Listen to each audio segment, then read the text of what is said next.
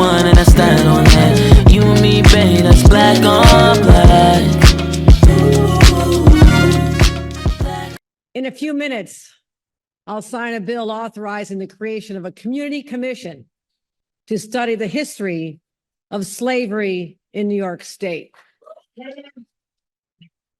We'll study various forms of reparations and how we can help right the wrongs of the past. That was Governor Kathy Hochul, and she did sign it. And joining her in the signature signing, she helped usher this commission in. Our very own teacher every Sunday right here on Urban View, Sunday Civics, 10 a.m. Eastern on 9 a.m. Eastern, right here on Urban View, channel 126. The great L. Joy Williams is here. Hi.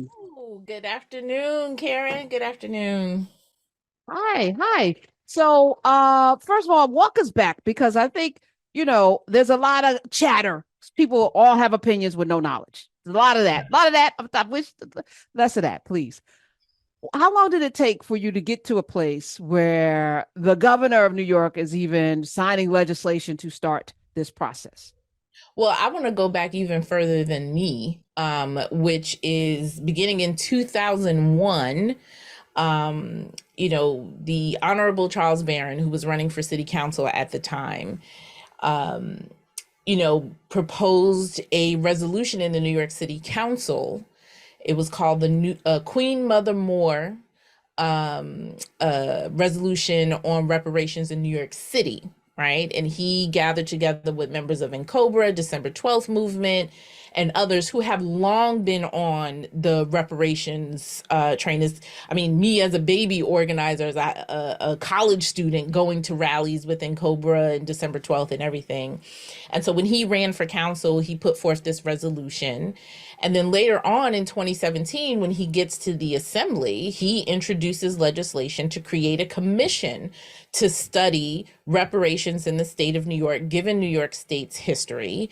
And the bill he introduced actually had these organizations selecting who would serve on the commission. He actually wrote it into the legislation. It would be December 12th movement, NCOBRA, the Institute of the Black World with Ron Daniels. And it would be a community commission to study the history and propose reparations. And it would propose it to the legislature, and then the legislature would take action. Fast forward to, he leaves the assembly. It passed, one version of it passed in one side of the house in the assembly just before he left and went back to the city council. So he went city council, assembly, then back to the city council.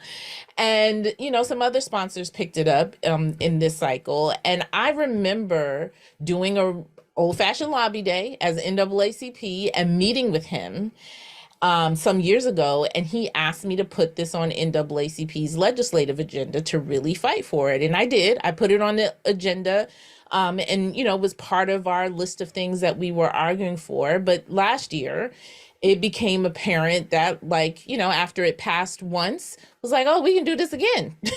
And now we have leadership in both houses. We have a Senate Majority Leader, Andrea Stewart-Cousins, who's leading the Senate. And in the assembly, Carl Hastie, who, both chambers are led by Black folks, Black folks that come from our communities, not just, in face. And so being able to put the information in the bill before them, and we got to a place where the landscape was necessary, and it passed in June of this year. And then began the road of getting the governor to actually sign it. And, I've talked about it over the last couple of months about urging the governor to sign it. And she said so in her remarks today that she was hesitant about it. She wasn't there, and we had to continue to push to have the conversations with her staff, with lawyers, with, lots of different other factions, including, now Councilmember Barron, who the version that passed wasn't his original version.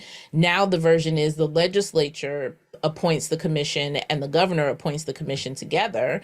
But, all of those conversations and civic action happening to continue to push to make it happen. And I can tell you it was satisfying, really satisfying to sit in that room And I had to text one of the governor's staff. I was like, I like it when she speaks like truth, when she speaks like from her, and she was like, yeah, I wasn't there.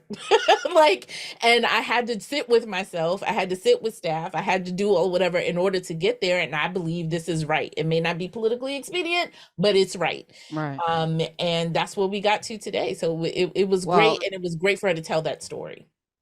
I want to congratulate, well, not just congratulate, because I feel like, this is what leadership does. This is what it looks like to be a leader. You are the head of the NAACP in Brooklyn, but you're also a community organizer. You are out there, helping people with their campaigns. And for you, you're not just a citizen of New York. You are making New York better with the work that you do, the work that Loree Daniel Favors does with the Center for Law and Social Justice, Jennifer Jones Austin, who I all know personally because you've been through this through this camp of mine.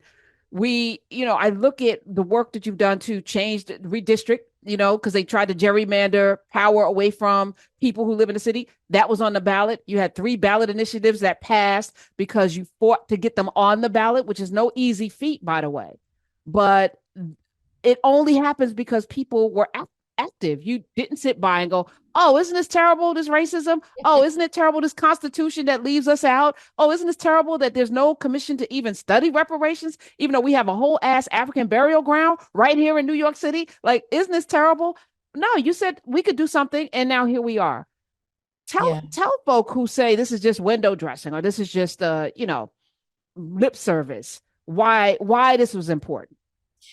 Something Reverend Sharpton said today too, which he said, nobody gave us anything, and I say this all the time too. Like, if you are waiting for people to give you something out of the kindness of your heart, you will be waiting for a very long time, and you'll probably be on the other side of heaven, before that actually happens.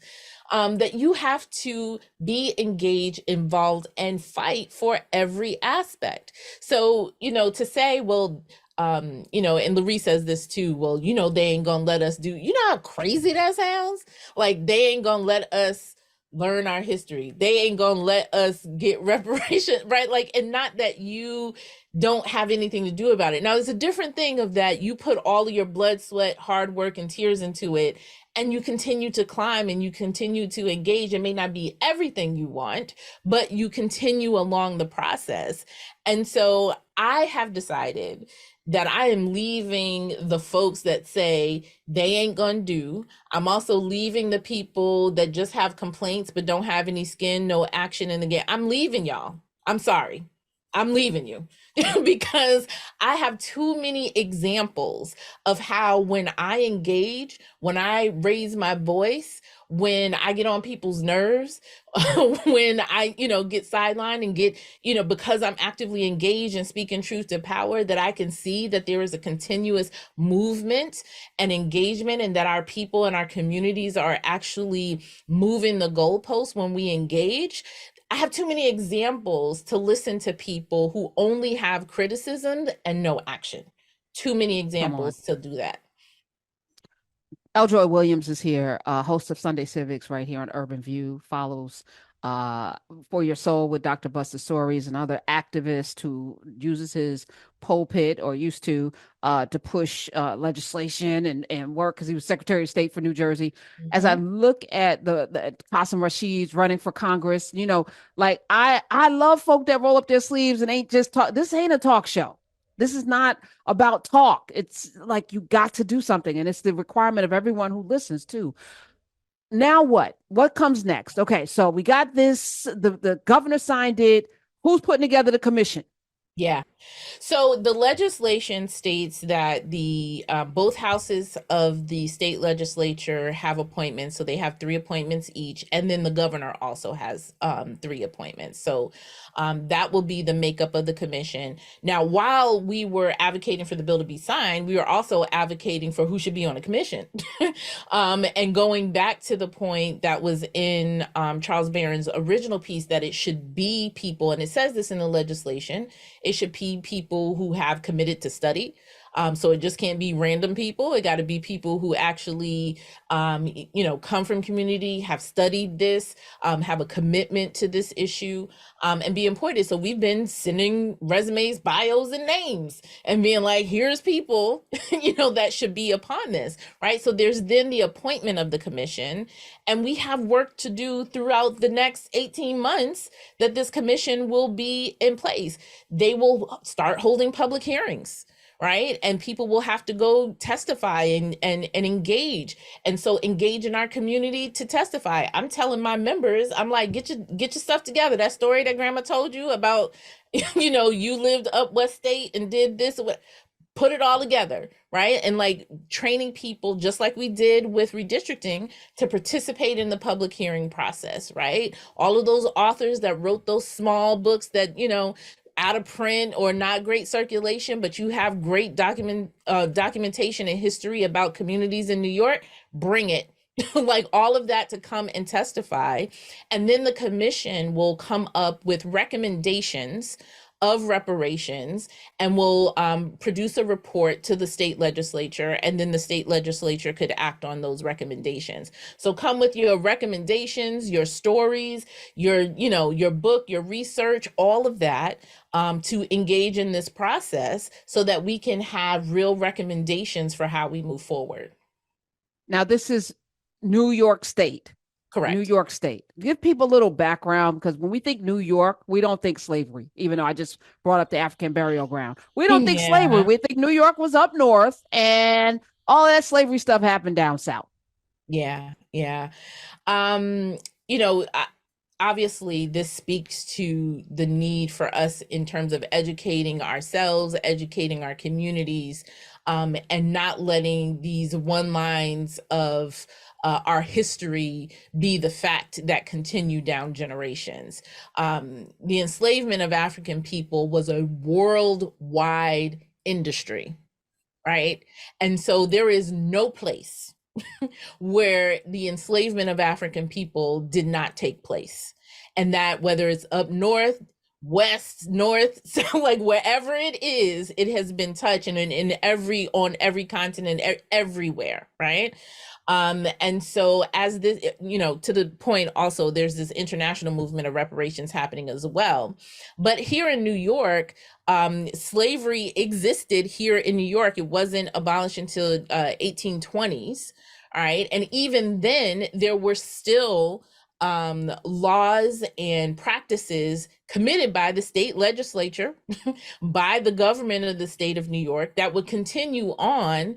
And as I remarked to someone from the New York Historical Society was sitting next to me and was pointing out the Carol wing of the New York Historical Society. And I was like, just on Robert Moses alone, you could do a whole reparations just on what Robert Moses did in the state of New York. So, right. So there is a long history, some of which I've talked about on the weekends, right, in class, of enslavement and wrongs. Seneca Village was brought up this morning. I was going to say, Central Park. Yeah, I mean, places upstate New York and Niagara Falls and Buffalo. There are so many other places.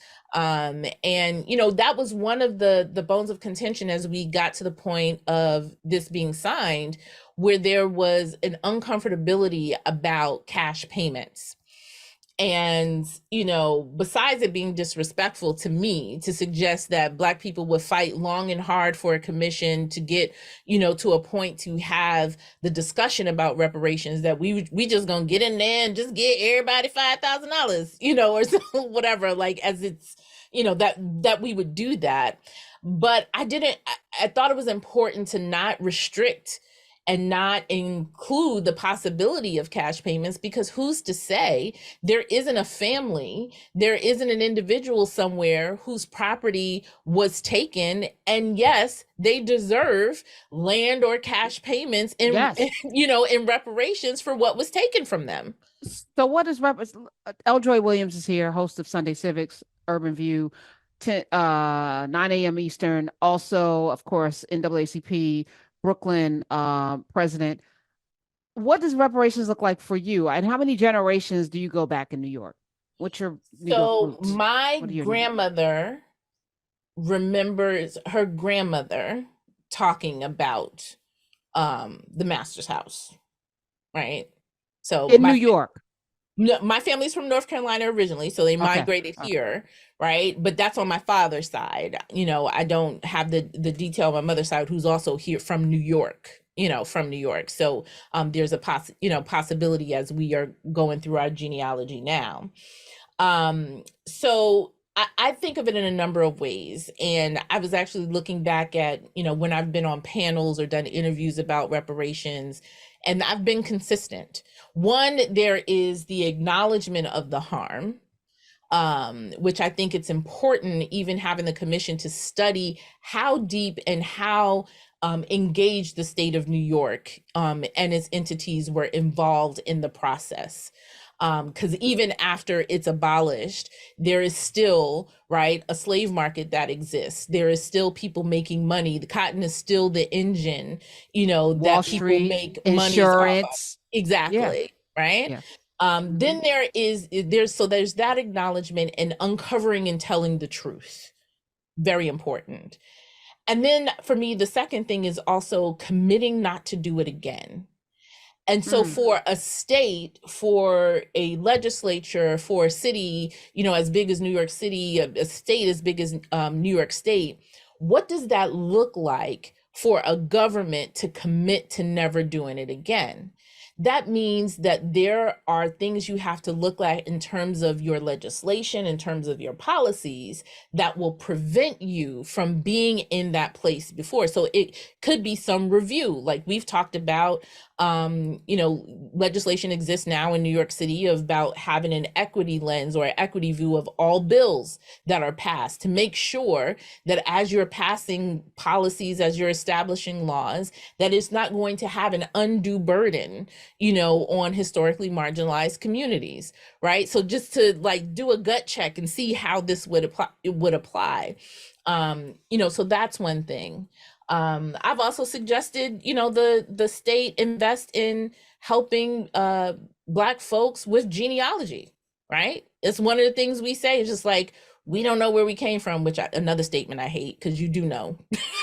you know who your mama and them is, right? But to invest in our universities and institutions in our communities to fund helping families build their genealogy at no cost. I love it. I love it. So it's not a check. There's so much more to this reparations discussion. I think we get caught up in lineage and genealogy and all, descendants of people, but it's much bigger. And if every state, since everyone wants to do the states' rights thing, if every state leans into having a commission look at it, at least we will know the truth. We will have the history, and there'll be some action items that each of us can participate in. And that's the beginning, not the end. So thank you for the work. I just wanted to have you on to congratulate you, to say thank you for the title. And you do it not because you want the accolades. So you're just doing the stuff that you need to do, all of the ways in which you nurture us. I just wanted to say thank you publicly, L. Joy Williams. You are everything. I love you. And I thank you for being a part of this family.